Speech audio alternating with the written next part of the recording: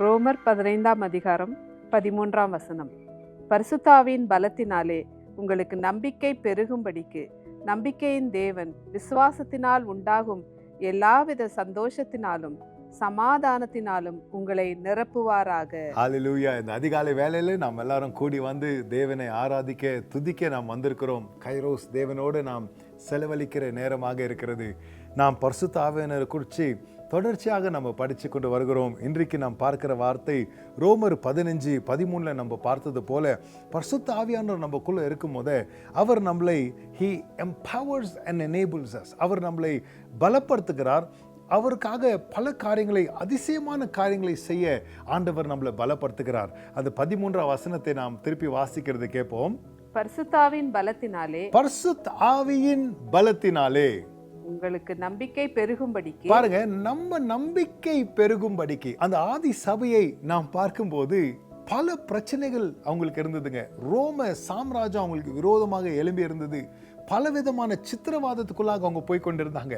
ஆனா அந்த நிலைமையில இங்க அவர் எழுதுகிற வார்த்தை பாருங்க, ஆவியின் பலன் அவங்களுக்கு உண்டாகிறது. உங்களுக்கு நம்பிக்கை பெருகும்படி. நம்பிக்கை பெருகும்படிக்கு. எவ்வளோ தீட்டான காரியங்களா இருக்கட்டும், தீங்கான காரியங்களா இருக்கட்டும், தீய போல பிரச்சனைகள் எழும்பி வந்தாலும் அவங்க நம்பிக்கை பெருகும்படி பரிசுத்தாவியின் பலன். ஹல்லேலூயா. அந்த நாட்கள் என்னென்ன ஆகுதுன்ட்டு 19ஆவது வசனத்துல நம்ம இப்படி வாசிக்கிறோம். இப்படி எருசலேம் துவக்கி சுற்றிலும் இல்லரிக்கம் தேசம் வரைக்கும் கிறிஸ்துவின் சுவிசேஷத்தை பூரணமாய் பிரசங்கித்திருக்கிறேன். பாருங்க, இந்த பலன் இருக்கிறதுனால ஊரெல்லாம் ஒரு சுவிசேஷத்தை பிரசங்கிக்க, பல பிரச்சனைகள் மத்தியில, பல எதிர்ப்புகள் மத்தியில விடாப்புடியாக சுவிசேஷத்தை பிரசங்கிக்க தேவ பலன். ஹல்லேலூயா. ஹோலி ஸ்பிரிட், பரிசுத்த ஆவியானவர் நமக்குள்ள இருக்கும்போது there is a divine enablement, there is a divine empowerment.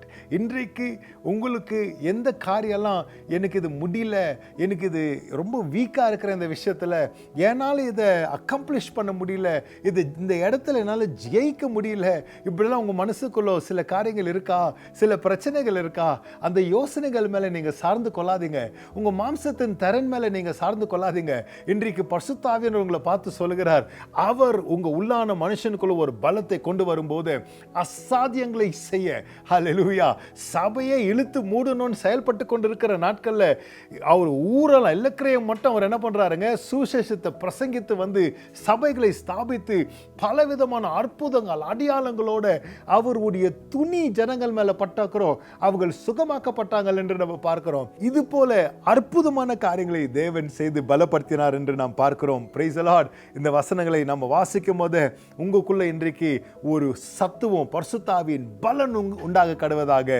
அதே போல அடுத்ததாக நாம் அப்போஸ்தலர் 4ஆவது அதிகாரம் 8ஆம் வசனத்தில் இப்படி வாசிக்கிறோம். அப்பொழுது பேதுரு பரிசுத்த ஆவியினாலே நிறைந்து அவர்களை நோக்கி, ஜனத்தின் அதிகாரிகளே, இஸ்ரவேலின் மூப்பர்களே. அப்பொழுது பேதுரு பரிசுத்த ஆவியினால நிரம்பி பிரசங்கம் பண்ண தொடங்கிட்டாருங்க. ஹல்லேலூயா. எப்போ பிரசங்கம் பண்றாருங்க? அந்த முடவன் எழும்பி நடக்கிற 3ஆவது அதிகாரத்துல நாம் பார்க்கிறோம். அந்த அற்புதத்தை பார்த்த மக்கள் அவங்க அசந்து போகிறாங்க. அங்க இருக்கிற பெரிய பெரிய லீடர்ஸ் எல்லாம் கூடி வந்து எப்படியாவது சாதியோன்ற ஒரு கேள்விக்குறியில் இருக்கும் போது பேதுரு பரிசுத்த ஆவியினால நிரப்பப்பட்டு அவர் இயேசுவுக்கு சாட்சியாக மாறிட்டார். நிறைய பேர் இன்னைக்கு யோசிச்சு கொண்டிருக்கிறீங்க, என்னால் சுவிசேஷம் சொல்ல முடியலையே, எனக்கு எப்படி பேசணும்னு தெரியலையே, எப்படி மக்களை சந்திக்கணும், எப்படி ஆத்ம ஆதாயம் பண்ணணும்னு தெரியலன்னு இருக்கிறீங்களே. நீங்க கவலைப்படாதீங்க. அந்த சூழ்நிலை மேல ஆண்டவர்கிட்ட உங்களை ஒப்பு கொடுங்க. ஆண்டவரே, என்னை நிரப்புங்கப்பா, பரிசுத்த ஆவியினால நிரப்புங்கப்பா. ஆண்டவரே, ஏற்ற வேலையில ஏற்ற வார்த்தைகளை பேச எனக்குள்ளேருந்து பரிசுத்த ஆவியானவரே, ஞானத்தின் ஆவியானவரே, போதிக்கிற ஆவியானவரே, நீங்க செயல்படுங்க, நீங்க பேசுங்க, நீங்க ஆத்துமாக்களை சந்திங்க. உம்முடைய வார்த்தைகள் மூலியமாக இன்றைக்கு என் வாயின் மூலியமாகப்பா நான் பேசும்போது ஆண்டவரே தேவ குரல் கேட்கப்படட்டும், தேவனுடைய வார்த்தைகள் மனுஷர்களை உருவாக்கட்டும் என்று உங்களை நீங்க ஒப்பு கொடுங்களேன். பரிசுத்த ஆவியானவர் உங்க உள்ள இருக்கும்போது automatically you will begin to witness. பரிசுத்த ஆவியின் வல்லமை உங்களுக்குள்ள கிரியை செய்யும் போது நிச்சயமாக நீங்க என்ன பண்ணுவீங்க? ஆண்டவருக்காக சாட்சியாக எழும்புவீங்க, தைரியமாக நீங்க பேசுவீங்க. நிச்சயமாக ஆத்துமாக்கள் மனம் திரும்புவாங்க. கடைசியாக நம்ம பார்க்கிறோம் பிலிப்பியர் 2ஆவது அதிகாரம் 1ஆம் வசனத்திலிருந்து நாம் இப்படி வாசிக்கிறோம். ஆதலால் கிறிஸ்துவுக்குள் யாதொரு ஆறுதலும், அன்பினாலே யாதொரு தேறுதலும், ஆவின் யாதொரு ஐக்கியமும், யாதொரு உருக்கமான பட்சமும் இரக்கங்களும் உண்டானால் நீங்கள் ஏக சிந்தையும் ஏக அன்பும் உள்ளவர்களாயிருந்து இசைந்த ஆத்துமாக்களாய் ஒன்றையே சிந்தித்து என் சந்தோஷத்தை நிறைவாக்குங்கள். ஹல்லேலூயா. பரிசுத்த ஆவியின் நிறைவு நமக்குள்ள இருக்கும்போது ரெண்டு ஆசீர்வாதங்களை இந்த வசனத்துல நம்ம பார்க்கிறோம். முதலாவது ஃபெலோஷிப், தேவனோட ஒரு ஐக்கியம். பரிசுத்த ஆவியானவர் யாருங்க? அவர் தேவ ஆவியாக இருக்கிறார், அவர் தேவனாக இருக்கிறார். அவர் நமக்குள்ள வாசம் செய்யும் போது நாம் பெற்றுக்கொள்கிற ஆசீர்வாதம் என்னதுங்க? இம்மானுவேல், தேவன் என்னோட என்ற ஒரு ஆசீர்வாதத்தை நாம் அனுபவிக்கிறவர்களாக இருக்கிறோம். பரிசுத்த ஆவியானவர் நம்மளோடு இருக்கும்போது அடுத்த ஆசீர்வாதம் நம்ம பார்க்கிறது ஒரு யூனிட்டி, ஒரு ஐக்கியத்தை நம்ம பார்க்கிறோம். ஹல்லேலூயா. பரிசுத்த ஆவியானவர் இருக்கிற இடத்துல வேற சிந்தனைகளுக்கு இடம் கிடையாது. ஒரே சிந்தனை, ஒரே மனம். என்ன மனங்க? கிறிஸ்துவின் மனம். It is the mind of Christ. Hallelujah. அந்த மனது நமக்குள்ள கிரியை செய்யும் போது, நீங்க பரிசுத்த ஆவியானவர் நிரப்பப்படும் போது, உங்க குடும்பத்தார் பரிசுத்த ஆவியால நிரப்பப்படும் போது, கருத்து வேறுபாடுகளுக்கோ பிரிவினையின் ஆவிகளுக்கோ அங்க இடம் இருக்காது. பரிசுத்த ஆவியானவர் ஒரே மனதை கொண்டு வருவார். பரிசுத்த ஆவியானவர் தேவனோட ஐக்கியத்தை கொண்டு வருவார்.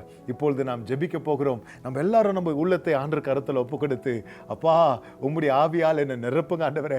இந்த ஆவியால் நான் நிரப்பப்படும் போது தேவ ஆவி எனக்கு பலன் கொடுத்து, எனக்கு எங்கெல்லாம் நான் வீக்கா இருக்கிறனோ, பலவீனமா இருக்கிறனோ, அந்த இடங்களை அசாத்தியங்களை செய்ய பரிசுத்த ஆவியானவர் என்னை பலப்படுத்துவார். அது மாத்திரம் இல்லாம பரிசுத்த ஆவியானவர் எனக்குள்ள இருக்கும்போது அவருக்காக தைரியமா நான் சாட்சியை சொல்ல, தைரியமா இயேசுவை நான் மகிமை தைரியமா சுவிசேஷத்தை சொல்ல பரிசுத்த ஆவியின் வல்லமை ஆண்டவர் என்னை வழிநடத்த, அவர் வல்லமையினால தேவன் என்னை வழிநடத்துவார். அது மாத்திரமில்லாம நம்ம பார்க்கிறோம், பரிசுத்த ஆவியார் நமக்குள்ள இருக்கும்போது தேவனோட ஐக்கியம், மனிதரோட ஒரு மனம். ஹல்லேலூயா. நம்ம எல்லாரும் ஜெபிப்போமா? பிதாவே உமக்கு நாங்க நன்றி சொல்கிறோம். அப்பா பரிசுத்த ஆவியின் ஈவுக்காக நாங்க நன்றி சொல்கிறோம். பரிசுத்த ஆவியானவர் எங்களோட இருக்கிறதுனால அப்பா இது போல ஒரு பெரிய பாக்கியத்தை எங்களுக்கு நீர் கொடுத்து எங்களை நடத்தி கொண்டிருக்கிறீரே, உமக்கு நாங்க நன்றி சொல்கிறோம்ப்பா. ஒரு நாள் ஆண்டவரே உமக்காக நாங்க போய் அசாத்தியங்களை செய்ய ஒரு புது பலமும் சத்துவமும் எங்களுக்குள்ள உண்டாகட்டும் அப்பா. எதிர்ப்பின் மத்தியில் அப்பா நாங்க ஜெயிக்கிற அந்த பரிசுத்த ஆவியின் பலன் இன்றைக்கு உங்க பிள்ளைகளுக்கு உண்டாகட்டும் ஆண்டவரே.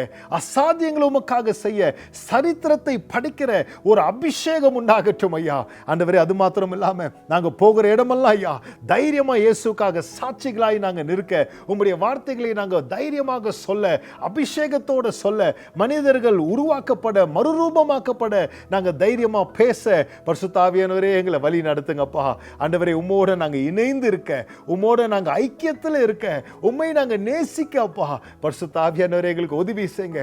இந்த நாள் அப்பா தேவனோட நாங்க நடக்கிற ஒரு அனுபவத்துக்குள்ளாக எங்களை கொண்டு வாங்கப்பா ஆண்டவரே. உம்மை விட்டு நாங்க தூரம் இருக்கக்கூடாது. உம்மோட முதலாவது நாங்க ஃபெலோஷிப்ல ஐக்கியத்தில் இருக்க, மனிதர்களோட நாங்க ஒரு மனதில் இருக்க, உம்மோட நாங்க அதே மனது கிறிஸ்துவின் மனதை சுமக்க பரிசுத்த ஆவியானவரே எங்களுக்கு உதவி செய்யுங்க. எல்லா பிள்ளைகளை நீங்க ஆசீர்வதிங்க. இந்த நாள் முழுவதும் உமக்காக ஆண்டவரே நாங்க செயல்பட புது பலன் கொடுத்து வழி நடத்துங்கப்பா. உமக்கே துதிகன மகிமை உண்டாகட்டும். இயேசுவின் மூலம் ஜெபிக்கிறேன் ஜீவனுள்ள நல்ல பிதாவே. ஆமென், ஆமென், ஆமென். பரிசுத்த ஆவி நம்மளோட இருக்கிறதுனால நமக்கு கிடைக்கிற ஆசீர்வாதங்களை நம்ம பார்த்திருக்கிறோம். நீங்க ஆசீர்வதிக்கப்படுங்க. கர்த்தர் உங்களோடு இருந்து உங்களை வழி நடத்துவாராக. ஆமென்.